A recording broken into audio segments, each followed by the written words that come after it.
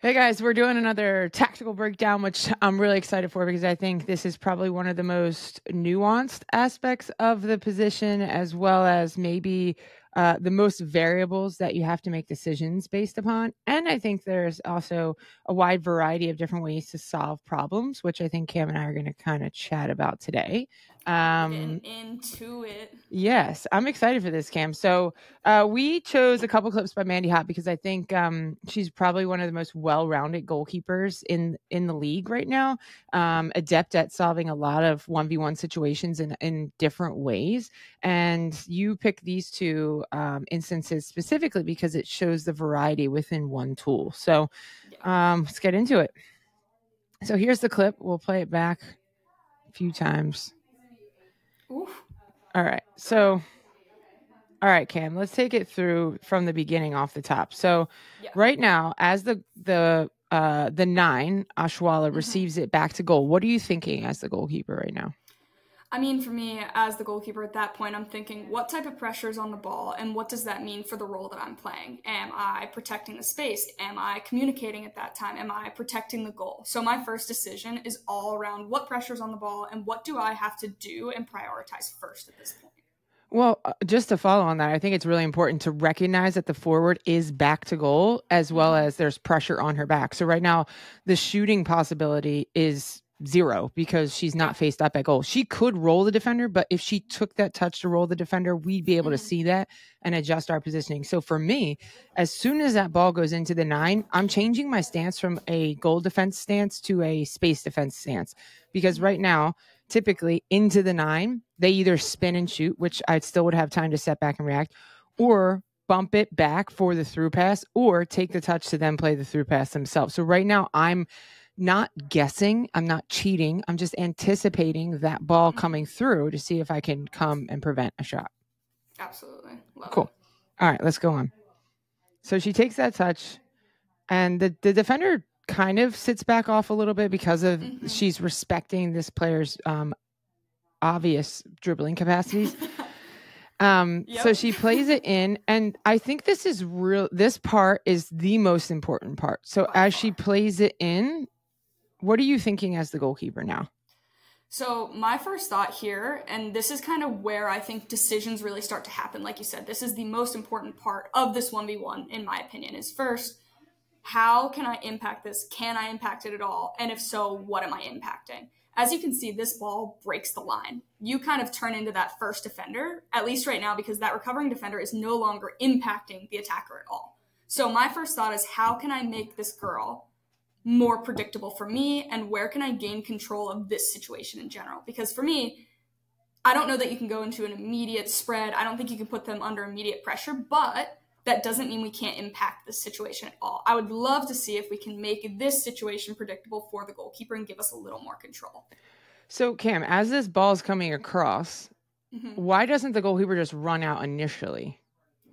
I mean, number one, I think it is a little bit of a slower paced ball with a player of this caliber. I think that there's the ability to hit it on one here. And your first role at this point does have to be to protect the goal, right? That has to be a priority. This could be a shot. So I think the initial decision to back set in and see what the player does is fantastic, and also gives yourself a chance to almost see, can your defenders impact that as the ball does travel? In this case, I think the impact is pretty low from the defenders, but you give yourself a little bit of a chance, because if you do close, I don't know that you impact that ball enough or that player enough to not get scored on in that case. Right. I think it's really important to go back to our first out of possession principle, which is prevent when you can and react when you must. And on this initial ball, we cannot prevent anything. We would have to react here, because if we came out aggressive and she either dribbled it past us as we were running or just was able to finish on one touch as we were running, that's not going to be in our advantage. So we have to figure out how to get set, organize our body to react to if this is a potential shot.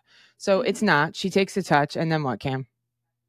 Well, then Mandy does a fantastic job. I mean, this is absolutely textbook. This is kind of what we call directional pressure here, at least what we've been kind of working on.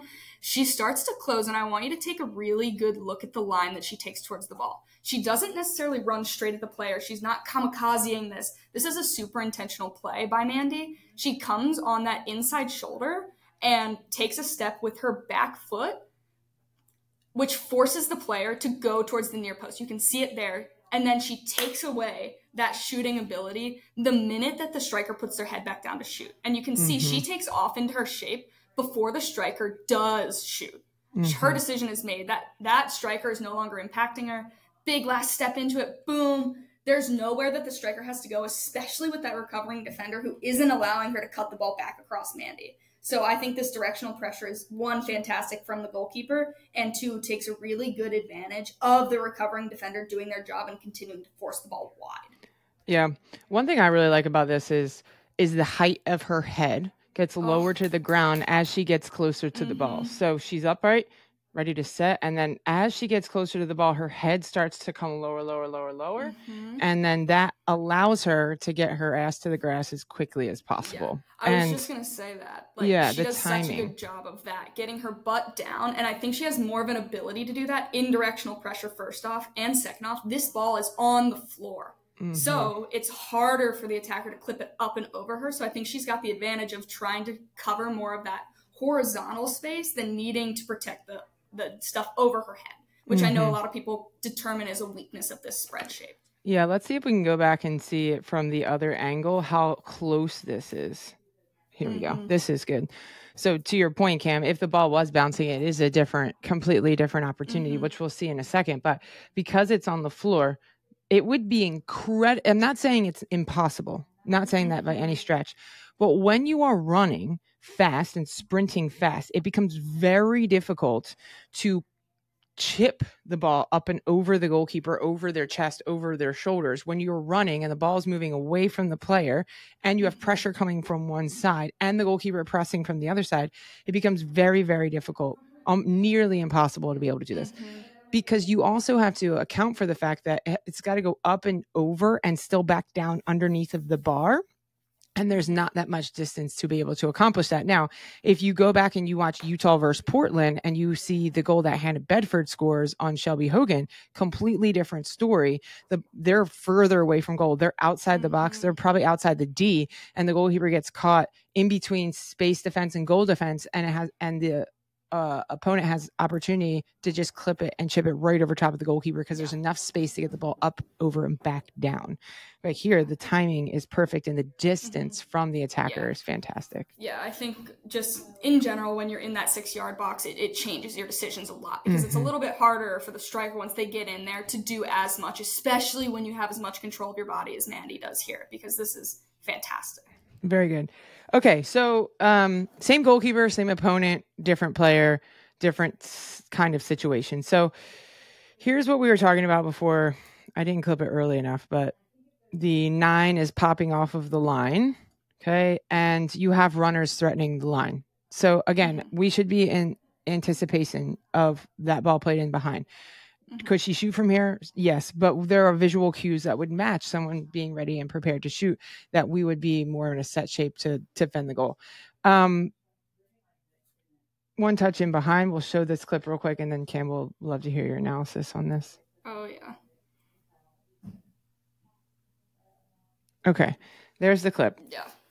Wow. So let's bring it back to the entry pass. And you can kind of see Mandy's somewhat in like an anticipation of that ball being played into here. Now, when I say anticipation and cheating and guessing, those two things are very different. Imagine I was standing next to Cam and I said, okay, Cam, you and I are going to race to that mailbox. Your initial position would be sprinter stance, right?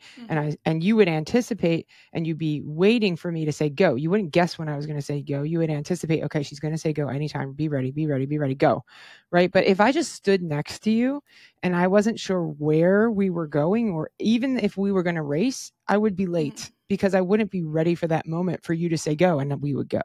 So cheating is different than anticipating. Anticipating is different than just plain reacting. 100%. Okay. All right, take me through it on this next one, because I think these are some really good angles in which this play happens. Yeah. So the defender touches it first. Which is so interesting. Yeah. Oh, gosh. I mean, number one, this is such a difficult thing to have the amount of patience that Mandy has on this, and then also have the control of her body and quickness in decision making. And I think that's a lot of what 1v1s is when you do have that decision, when that decision is made, are we committed to it, and are we moving our feet and our body at the pace that needs to happen in order to take advantage of all the good things that could come with this final action spread. Spread is not nearly as effective if you're doing it from stationary. Look how much speed she picks up just in her ability to close down space here. Even though she's got defenders in there, she takes control of the situation. And I think that also happens based on, like we said last time, how close she is to her 6-yard box. For me personally, as a goalkeeper, I want as much control of the situation as possible. Not that I don't trust my defenders. I'm sure they're great. But at the end of the day, that close to the goal, there's a lot to lose. And the risk of mistakes there is so much smaller because of how big the goal looks in that space. So I think that's number one. But number two, and I think the reason I picked this clip, it's probably one of my favorite clips I've seen so far of the NWSL goalkeepers, is this is a bouncing ball, which changes so much for the goalkeeper. And you can see it in Mandy's approach here. This is what I would determine to be more of that immediate pressure, and you can see that in her approach. Her last step is closer to the ball, less wide outside of her body, and you can see her chest stays high for longer, and she's not going straight to the floor. You can see even when she takes off, there's space between her butt and the ground. Because that ball is bouncing, we want to limit the space over top. It's easier to get it up and over. Her hands stay high, her head stays high, and she almost spreads down into the ball, keeping it predictable, where the player's only option is to try to get it under her where she's already trying to go. She doesn't have space to get it over top. That's a really good point. I also think it's a great point to acknowledge. Let's just play these in real speed, this whole thing again. How quickly, how quickly she does things. She doesn't hesitate, and there is no slowing down to get into the shape. It is immediate, and she is not trying to react to this shot. She is trying to make her body a formidable barrier between the goal and the ball. And so she is going to put as quick, as aggressive pressure on this ball as possible and make her body as big because of the centrality of the shot and the proximity to goal, that we can take more risks like this, especially because she's so quick and the distance in which she gets close to the ball. Yeah. This is, above all things, such an emergency save. Like, this is the epitome of emergency save, and it works beautifully. Yeah. 1,000%. And I would be so interested to see how many clips of goalkeepers who choose not to come out here on this bouncing ball in their 6-yard box who do end up getting scored on because of the centrality, because of the lack of control. Kim, why do you think people are a bit hesitant to spread? Like, you know, in our TKI group chat, we've got some people who are aggressive and then slow down and try to block. What do you think the difference is? The comfortability of the shape, the familiarity of the shape, the familiarity of the environment? What do you think it is? I mean, I think it's a lot of things. I think number one, it's not a super comfortable shape to get into. And because spread is so effective when you use it quickly, like we saw with Mandy there, I think sometimes athletes are a little hesitant because it doesn't necessarily come super quick. And like I said earlier, if you do slow down in this shape, you don't get all of the advantage of that continued momentum towards the ball, which closes that last couple of yards. So I think one of it is that comfort of just getting into the shape. And then two, I don't know that kids are necessarily encouraged to explore that area very much. I've found so many kids when I am teaching them this shape, when I am asking them to get outside of their comfort zone, their first thing is, well, I don't want to get scored on. There's a big fear of this failure of like, well, I don't know how to do that, but I know how to block. And it takes a long time to almost program into them that like, hey, I don't care if you save it. I care about the cues you're seeing and why you're making decisions. And I think it starts with the way that we do speak about these final actions. And we have to move away from this approach of like, you're either making the save or you're not, and move it into what are the cues? Why did you decide to do what you did? Because the kids that I've met in that space have leaned far more into this and have found so many advantageous situations to use it in almost. So I think that at TCAI, you're probably one of the best at these final actions and these decisions. Thanks, How was that process for you? Because it wasn't just like, oh, yeah, I know how to spread today, and yesterday I didn't. Yeah, I mean, I remember spending a lot of time at Temple with Maria, and she was like, Kim, you're going to learn how to spread. And I was like, that's really sweet, Maria. However, I'm fantastic at blocking. Mm-hmm. And she had me pushing my range, and she ended up having to make all of these 1v1s so much longer so that block was no longer effective for me. It wasn't an outcome that was super effective, because if you got me within 5 yards, I was going to be effective in blocking. Mm-hmm. But the more she kind of highlighted that there was this area at like 6, 7, 8, 9 yards that I had this weakness in, the more I was willing to like start to explore the shape. Mm-hmm. And quite frankly, I got scored on a lot.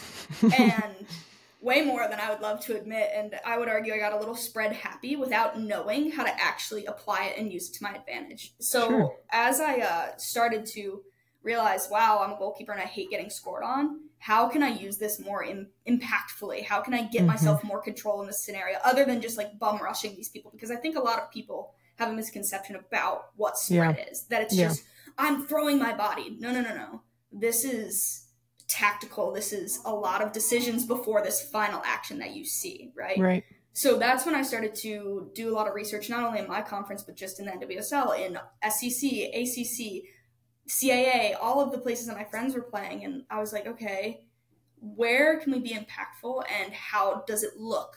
Where is success and where is failure? Because both are just as important. And I think that's when I started to explore more of this directional versus immediate pressure, where it's like, am I putting direct pressure on it as quickly as possible? I'm not really worried about impacting the situation or the ball. I'm worried about impacting the player and getting there as soon as possible. Or am I trying to alter this picture for the player that is attacking right now? Right. And that's where I started to find a lot more success, because my decisions happened way sooner than the final action that you started to see on the screen. Right. Yeah, that is a common misconception, that it's a reckless tool. And that, anyway, I think every great story of growth starts with, well, I was getting scored on a ton of this. It's all part of the process. Yes. Anybody listen to this that you've made it and you stuck it out this entire 17 minutes, obviously you really care about this tool. You really care about learning and growing and understanding this more. If you have questions, please reach out to us. We want to help. We want to have those conversations, because as Cam would probably also say, that this was like a very long-term evolution for us at TCAI. And it really started with studying more, understanding more, asking more questions, being more curious. And that's how we have learned and grown into our terminology, the way that we have curated language around this so that everyone can kind of understand what we're talking about. And that curiosity that fueled our passion for understanding this is I think you bottle that up. And if you continue to have that in the rest of your life in all areas, you're going to be reaching your potential in all areas, and you'll probably enjoy your journey a lot more as well. Any other things to add before we wrap this, Cam? No, listen, spread is a journey. And if you're on it, it's a fun one. Stay on it, stay curious, and release this need for perfection. It's not the time for perfection. This is a space that you only get to continue to grow in. And we've also seen that even in Mandy Haught's game, who has continued to grow and only be more and more effective in 1v1. So if you're doing it at the highest level, all y'all can do it now. There's no reason. I couldn't agree with you more. Well, Cam, thanks for your time. Appreciate it. Yeah. Thank you. Catch you guys later. Bye.